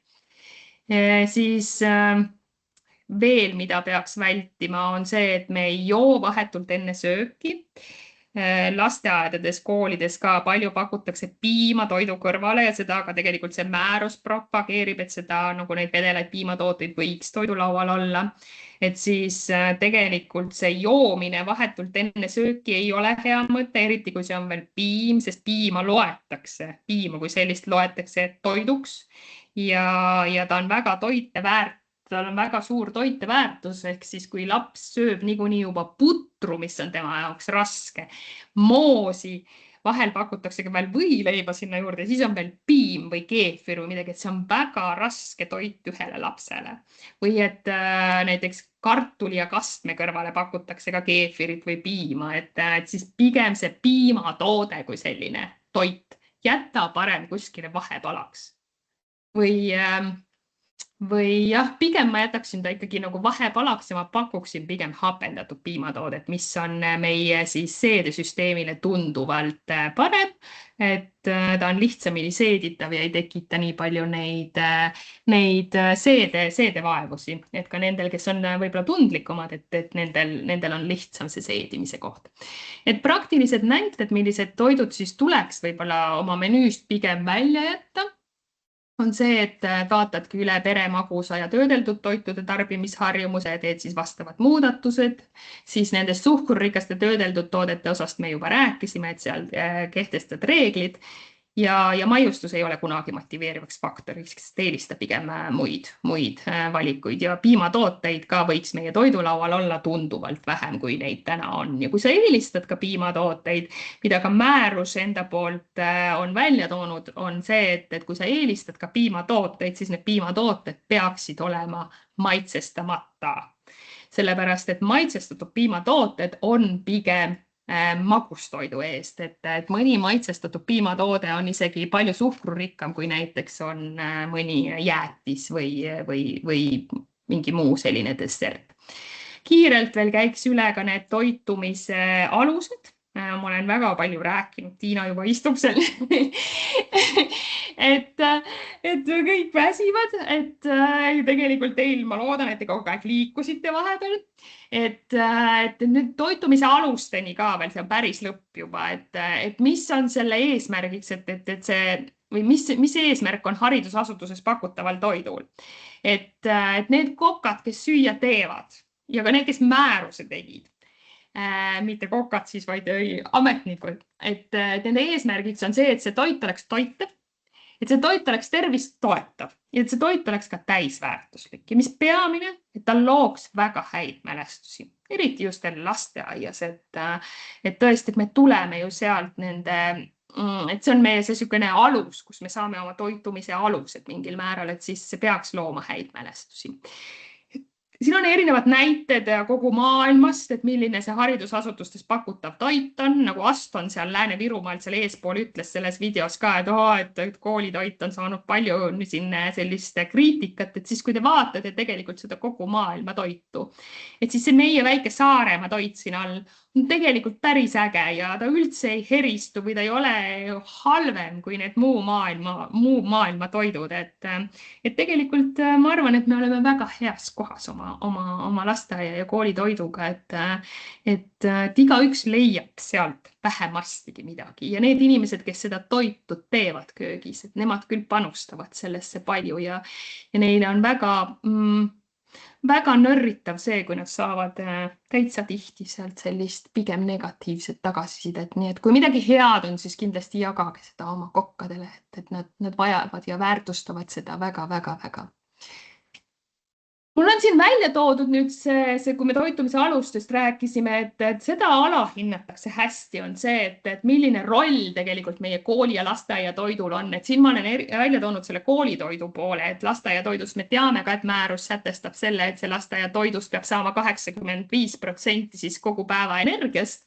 Aga koolitoidul on niisugune kuidagi ei saada aru, et kui oluline roll sellel on. Siis vaadake, mul on siin üks väike lihtne arvutus tehtud ja see on ka hea võib-olla lastele rääkida koduski, et kui sa vaatad tegelikult, et see koolilõunaga sa peaksid saama siuke 30-35% toiduenergiast, mõned söövad ka, eks ju, koolieinet, sealt tuleb veel lisaks juurde ja kui ka on veel see hommikupuder, siis on veel lisaks juures. Ehk siis tegelikult kogu selle koolipäeva jooksul, mis on väga pikk, peaksid sa saama koolitoidust 50-60% päevasest siis toiduenergiast.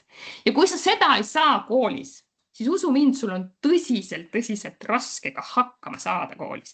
Sul tekivad keskendumisraskused, sul tekib raskusi teistega võib-olla kehalise tunnis kaasa teha asju ja seal tekib nii palju muid asju, et mis seda õppeedukust väga oluliselt alla viivad. Ja ka üldse seda elukvaliteeti, et see on koht, mis sa mine ja räägi.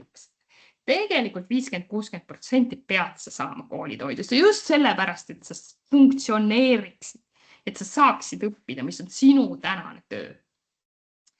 Põhitoitained jagunevad selliselt, et selle jaoks, et kõike seda energiat saada, me teame, et me peame saama kõiki toitaineid piisavalt, põhitoitaineid. Me peame saama süsivesikuid, mis on väga suur kogus. Me peame saama rasvu, me ei peaks kartma rasva. Siin oli ka kellegi küsimus, et milline see rasv on. Siin on ära toodud see, et see peaks olema pigem külmpressmeetodil toodetud taimne õli ja rasv. Ja rasv mitte kedagi paksuks ei tee. Seda ärge kartke. Et pigem teeb paksuks, kui koledasti ma praegu ütlesin, ei kasvata kaalu. Et pigem kasvatab kaalu energiapuudus. See kasvatab kaalu. Oluline roll on valkudel.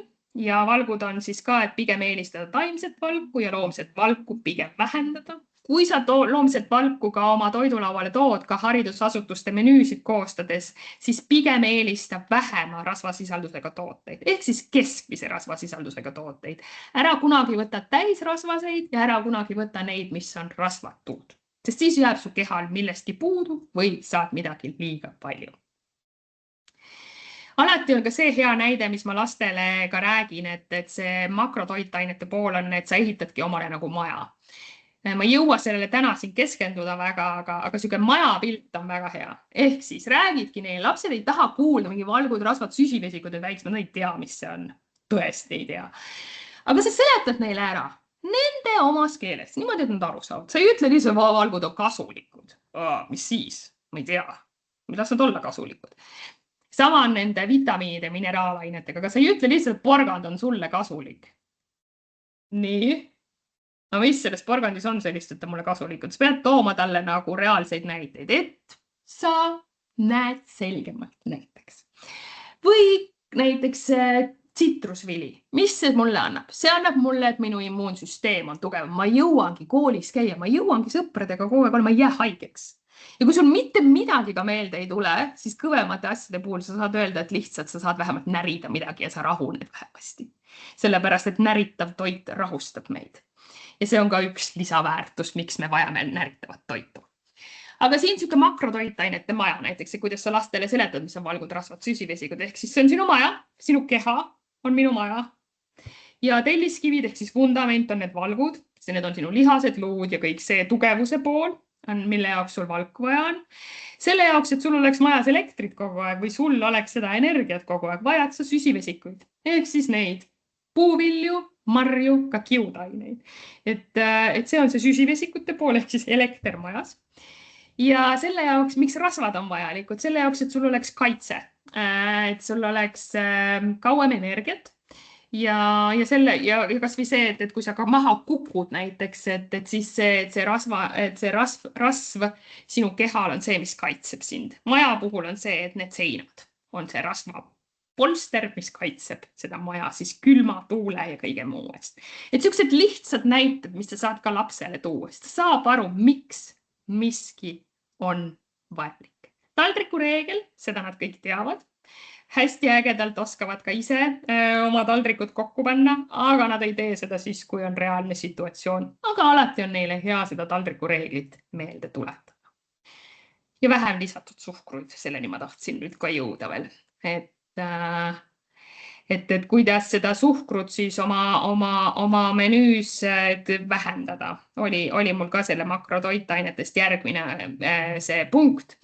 Oligi, et see suhkur ise ei ole kurjajuur, aga et kuidas sa saad teda menüüs vähemaks, ongi, et sa hakkad suhkrukogust ja sama on soolaga, mõlemad, nii sool kui suhkur.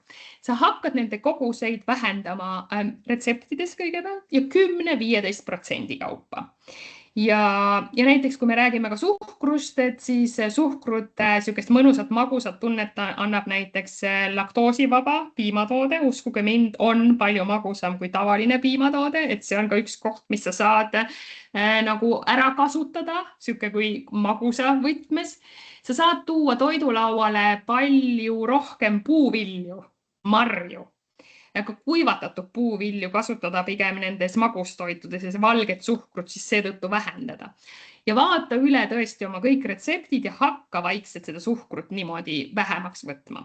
Pluss vaata üle ka magustatud piimatooted ja hakka neid ise magustama. Ka niimoodi saab lasteaedades, koolides seda menüüd tunduvalt paremaks ja määrusega kooskõlla. Soolaga ma olen nõus, soolakogus on väike. Ma olen lasknud ja palunud ka kaaluda ja mõõta ja teha neid siis mõõtmisi tõesti ja neid tähelepanekuid, et kui palju see mõistlik sool on. Siis jah, see soolakogus, mis on täna paika pandud, on ilmselgelt väike. Tunnistan.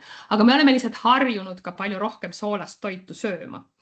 Et kuidas seda soola vähemaks saada oma menüüs on see, et kõigepealt need toidud, mis on näiteks teravili, mida sa keedad või köögivili, mida sa keedad. Sa paned sinna ka oma retseptidesse ju soola. Ja kui sa selle soola tegelikult sinna retsepti paned sellises väiksemas koguses, sa kallad ju veega ära suurem osa. Ehk siis sa pead seda retsepti panema ainult selle koguse. Ehk siis see on enamasti jääb seal 15% tegelikult ainult olenevalt teraviljast. Muidugi riisk tõmbab enda sisse rohkem. Aga sa pead oskama mängida. Sa pead olema nutikas, sa pead oskama mängida nende retseptidega. Siin ei ole nagu kellegi petmine või midagi, aga see on reaalsus, sest sa kallad enamiku soola tegelikult ära, kui sa keedad pastat, kui sa keedad riisi, kui sa keedad köögivilju, mis iganes see on, mida sa keedad, mille sisse sa soola paned.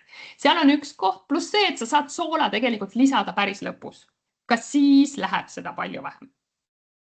Sa saad veel teha seda, et sool ei ole see, mis toob maitsed esile. Ei ole. Sool on see, mis annab maitsetele võib-olla sellist teistsugust sügavust, aga ka sellist sügavust annab näiteks rasv, happe ja kõik need muud komponendid. Et tänasel päeval ongi rohkem see, et sa pead hästi palju nagu niinimetatud mängima ja katsetama ja sealt seda soolakogust siis ja suhkrukogust ka samamoodi vähendama. Et soolakogust annab vähendada veel ka niimoodi, kui sa näiteks töötled madalkuumusel ja kaua köögivilju. Nad annavad sellise, nad saavutavad selle maitse sügavuse. Pluss sa lisad siis seda rasvaallikat, happet ja kõike seda, et kõik oleks tasakaalus. Et siis seda soolakogust vähendaks. Ja alusta sellest, et sa hakkad vaikselt vähendama. 10% kaupa. Kui sa oled julge, tee seda 15% kaupa. Aga sul on veel aega septembrikuuni. Mina ei räägi septembrikuuni. Ma nüüd lõpetan siin kohal, et kui on veel küsimusi sealt tulnud chatis, ennem küll ei olnud, aga ma olen väga jutukas, ma tõesti vabandan, aga see on teema, mis mind tõsiselt kõnetab ja ma oleks tahtnud tegelikult veel rääkida ja rääkida ja rääkida, aga meil on kõigil võimekusel on piirid, et ka see vastuvõtmise võimekusel on piir, et ei jõua tegelikult väga kaua niimoodi kuulata. Mõistan teid kõiki. Aitäh, Viktoria, aga küsimusi hetkel taaskord ei ole tulnud. Sest kõik küsisid ära juba, ma ütlen, et küsimuste rida oli väga pikk, mida ma nägin. Oli hea. Oli hea, et selles mõttes ma loodan, et ma vastasin teie enamikele küsimustele ja ma alati julgustan et kui sa ise küsid, siis sa ise saad oma küsimustele ka vastused, et mina ei ole mõtete lugeja. Aga nii palju ma mõtete lugeja olin, et õnneks ma nägin neid küsimusi ja ma proovisin neid siia selle loengu sisse tuua nii palju, kui ma sain ja nii palju, kui see ajaliselt hetkel võimalik oli. Ja ma loodan, et ma inspireerisin teid vähemalt teatud nurga alt nendele asjadele vaatama palju helgema pilguga, kui võib-olla enne seda, kui te siia loengule tulite. Et ma loodan, et tõesti igaüks vähemalt noppis siit kas või ühe asja, et siis on juba tegelikult see 1,5 tundi teie jaoks vägagi õnnestunud. Viktoria, üks küsimus tuli ka. Kummaline küsimus, aga kooli eineks makaroni piimasupp. Miks? Ma mõtlen, kas selline asja üldse lubatud on? Ikka on. Ja pakutakse selliseid toite. Ma tegelikult oleks tahtnud ka siin välja tuua nagu näiteid need, et mul on siuke hästi ägedasti saab teha niimoodi ka, et sul on menüü ja siis sa saad pakkuda paremaid variante. Ja pakutakse täna piimasuppi, mis iganes, aga see piimasupp üksinda ei toida last. Pakku sinna kõrvale ja sellest ei loobuta endiselt neist piimasuppidest ja lastele pidavad need meeldima. Lasta siis olla, me ei saa täitsa seda menüüst välja võtta. Täna veel, me ei saa niimoodi, et täna pakuti suppi ja enam nüüd kunagi ei pakuta, et kui lapsed on harjunud. Okei, aga tee see piimasupp siis täisväärtuslikumaks. Paku sinna kõrvale näiteks üks täisväärtuslik võileib, kus peal on näiteks, ongi sulle, on see täistera leib, on ju, ja sa pakud sinna peale köögivilja, sa pakud lehtköögivilja. Kui sa oled nii julge, võid pakkuda ka, täna on õnneks nii palju julgeid, et sa teedki kaunviljadest määrde sinna peale veel, või sa pakudki tõesti mingisugust muud, mingit võiet, aga midagigi. Ehk siis sinu supp ei ole ainult supp koos nende makaronidega ja piimaga, vaid et sul on sinna kõrvale ka midagi täisväärtusega, et lapsel see täiskõhutund säiliks kauem, nii kaua, kuni ta koju jõuab ja lõpuks süüa saab. Et ma arvan, et kõigist menüüdest tegelikult ka, kui ma ise ka nõustan ja menüüsid vaatan, ma ei hakka kunagi lõhkuma mitte ühtegi menüüd ja täiesti nullist ütlema, et nii, nüüd sa hakkad nüüd seda tegema või seda. Pigem on see, et leiame need selle olemasolevast menüüst need kohad, mida jätta ja neid, mis võib-olla ei ole seal päris õige koha peal, et siis kohandame või kohendame need natuke. Kas või see sama supp, las ta veel täna olla see supp, kui toitlustaja sooviks seda suppi. Aga teeme selle suppi selliseks, et lapsel oleks sellest ka nagu kõht täis. Siuke vastus. Ei olnud üldse imelik küsimus. Täitsa tavaline. Üks on veel teha, üks küsimus on veel, aga kuidas olla, kui lapsed 4–8 aastane laua ääres ei istu, aga üks lusikas ja jookseb? No siin on jällegi lapsevanem, kes peab kehtestama reeglid. Sellepärast, et süüakse ikkagi ka koolis, ma näen viimasel ajal, ma käin täitsa tihti koolides ja lasteaedades ka ja ma näen tegelikult, et ka koolis on niimoodi reeglid. Sa sööd oma selles söömise ruumis, isegi siis, kui sa võtad selle leiva sealt laua pealt, sa sööd seda seal söömise ruumis ja selle koha peal. Sa ei lähe selle leivaga või millegi muuga. Mõndades koolides on ka keelatud tegelikult, no enamikes koolides tegelikult on keelatud see, et sa lähedki sööklast välja ka nende vahepaladega või söömisruumist. Ma ei taha öelda söökla. Pigem on söökla on ka selline nagu iganenud väljend, et pigem me räägime, et on söömisruum või midagi sellist, mis on meeldivamat või lapsele nagu omasem täna, mis kutsub teda rohkem sööma. Et siis sina täiskasvanuna kehtestad reeglid ja sa ise ka, kui sa sööd, siis sa istud laua ääres.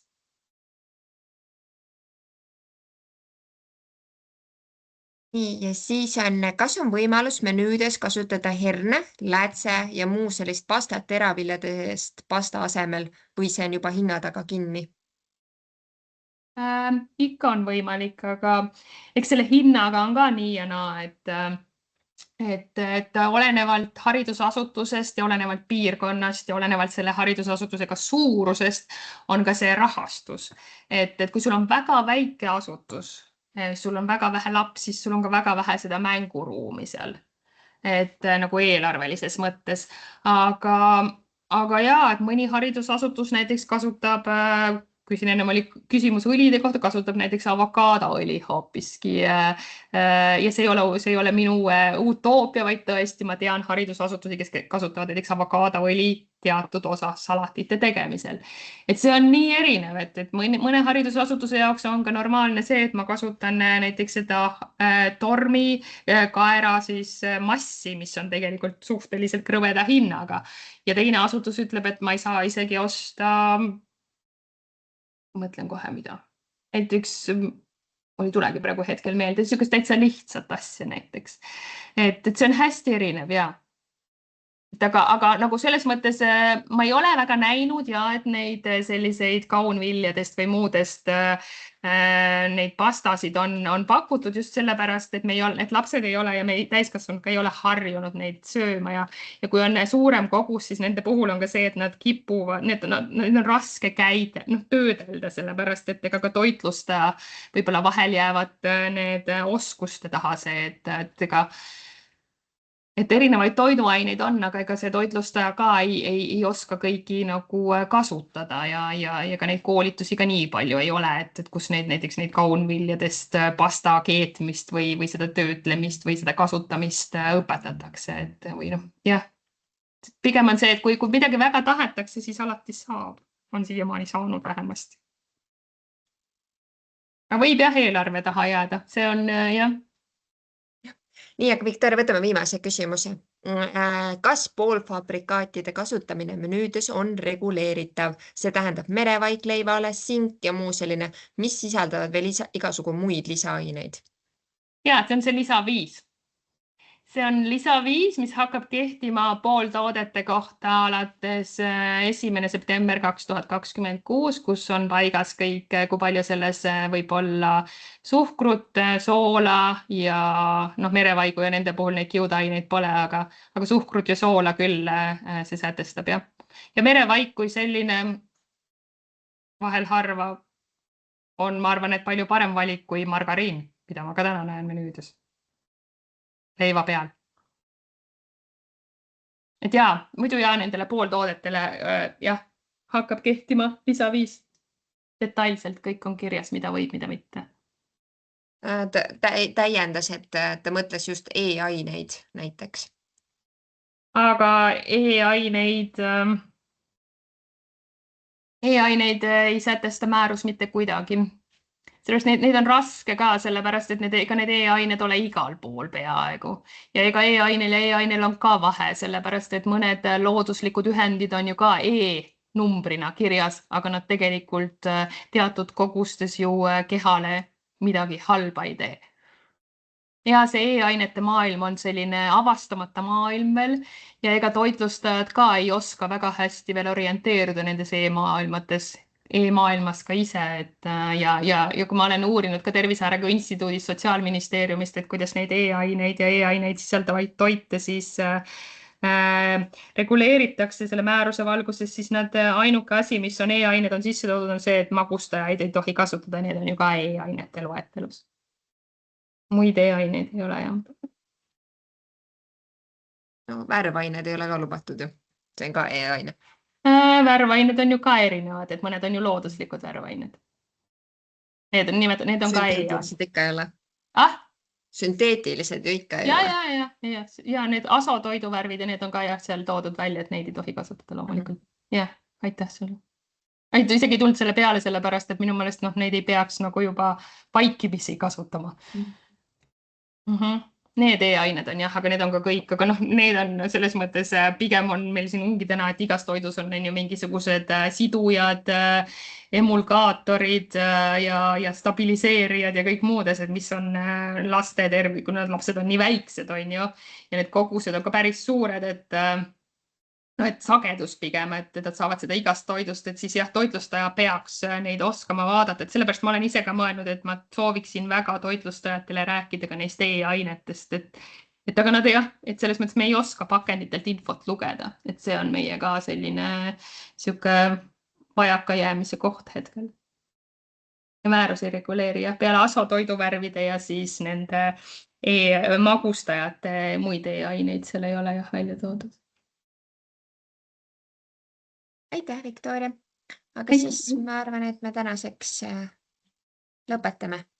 Et aitäh kõigile, kes osalesid ja nagu Viktoria ütles, et ma loodan, et igaüks saisid midagi endale, millega edasi minna. Ja me salvestame ja saadame salvestuse lingi, või salvestasime, saadame selle lingi. Jah, just. Väga hea. Suur tänu kõigile. Aitäh. Tulgu teil mõnus õhtu. Just kõik liikuma nüüd. Kõik liikuma ja Head õhtut. kõike head nägemist. Head aega. Aitäh.